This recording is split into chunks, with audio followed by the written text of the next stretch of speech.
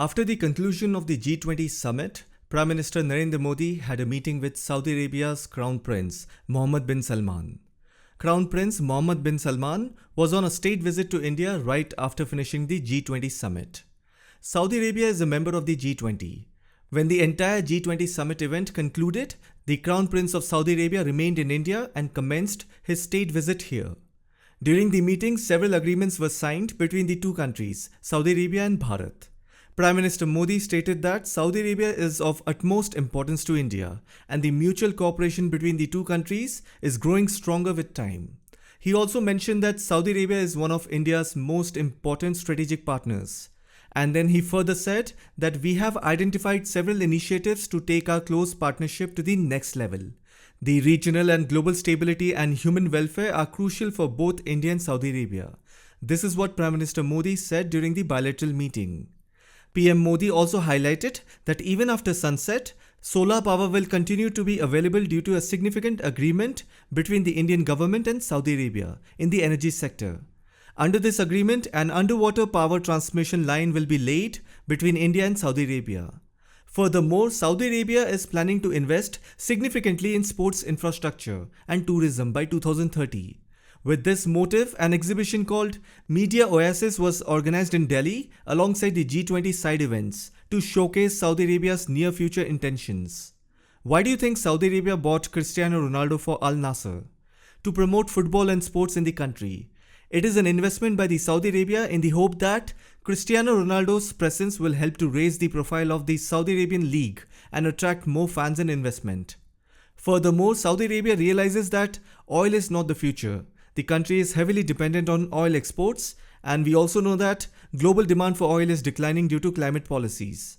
So, in order to diversify its economy and reduce its reliance on oil, Saudi Arabia is investing heavily in sports and tourism. Saudi Arabia also showcased NEOM. It is a new urban area planned by Saudi Arabia. They are going to build this city in Saudi Arabia's northwestern Tabuk province. Saudi Arabia is working on a fully smart city concept. In this project, especially the high-speed railway connectivity to major ports is expected to be completed by 2030. One of the key features of a smart city is that it will operate entirely on renewable energy, and this was demonstrated at the Media Oasis exhibition. Now, what is Media Oasis exhibition? This is also an interesting project of the Saudi government. Media Oasis is a planned media hub that is being built in NEOM. It is a $1 billion project that is being developed by the Saudi government and the Public Investment Fund, and the goal is to make it a global hub for production and distribution of media content. And if you're aware, 71% of Indian population has access to a mobile phone, making it the second largest market for mobile phone users in the world. The growth of mobile phone usage in India is having a significant impact on the Indian economy and society. Everything nowadays is being viewed and consumed through a small screen. So India is the second largest market for mobile phone users in the world. And then India is the second largest consumer market in the world after China. So it is evident that Saudi Arabia will do anything in Bharat to promote its own country's economy, whether it is setting up exhibitions or establishing media houses through which they can deliver content to people. And do you know what is more surprising about all these initiatives regarding sports, tourism and smart city? All of this is Saudi Arabia's Crown Prince Mohammed bin Salman's ideas. He is the driving force behind these initiatives that Saudi Arabia is currently undertaking. Now let me quickly tell you what agreements India and Saudi Arabia signed after the G20 summit. India and Saudi Arabia signed over 50 Memorandum of Understanding and agreements in the areas of trade, energy, digitalization, healthcare, manufacturing, defense and food security. These agreements were signed 2 days after the G20 summit, where both the leaders announced a new railway and port corridor deal. Now, if you notice, if this corridor is completed, it will not only connect the two countries, but will also strengthen economic cooperation, energy development, and digital connectivity between Asia, West Asia, and Europe. The two sides also agreed to create a joint working group for $100 billion in Saudi investment, which was promised by the Saudi side during Mohammed bin Salman's last visit to India in February 2019. Saudi Arabia's investment minister Khalid Al-Falih said on Monday that the country could set up an office of its sovereign wealth fund, the Public Investment Fund, in India's Gujarat International Finance Tech City, GIFT. GIFT is a tax-neutral financial services center located in Gandhinagar. It is intended to be a hub for financial services, technology and innovation. The PIF, that is Public Investment Fund, is a $600 billion sovereign wealth fund that invests in variety of assets including infrastructure, real estate and energy. The fund has been looking to expand its investment in India, and setting up an office in GIFT City would be a major boost to the country's economy. There is also a pending refinery project between India and Saudi Arabia. The project was first announced in 2019 and was to be built in Ratnagiri, Maharashtra. The project was supposed to be a joint venture between Saudi Aramco and Indian Oil Corporation, and it was expected to cost around $60 billion. The project has been delayed due to a number of factors including the COVID-19 pandemic and the global economic slowdown. However, in this meeting, the two countries have agreed to create a joint task force to help identify and channelize the $100 billion investment pledged by the Saudi Arabia, which I just spoke about. Half of this investment will be used to complete the delayed refinery project. And as I said, the two leaders have announced a new railways and port corridor deal. This is going to be part of the multinational India Middle East Europe Economic Corridor, IMEC. Remember this term. This economic corridor will consist of networks of railways, roads and pipelines. Let me also make it clear that IMEC is still in the planning stages, and right now it can only be considered as a potential step towards boosting trade and economic cooperation between India and its neighbors. The corridor would reduce the travel time between India and Europe, and it would also make it easier to transport goods between the two regions. Let me also tell you who the interested parties involved in proposing this rail and port corridor are. They are the United States, Saudi Arabia, India, the European Union, and UAE. You can easily understand that this corridor, when completed, will easily be a counter to China's Belt and Road Initiative. BRI is a Chinese-led initiative that aims to connect Asia, Africa and Europe through a network of infrastructure projects.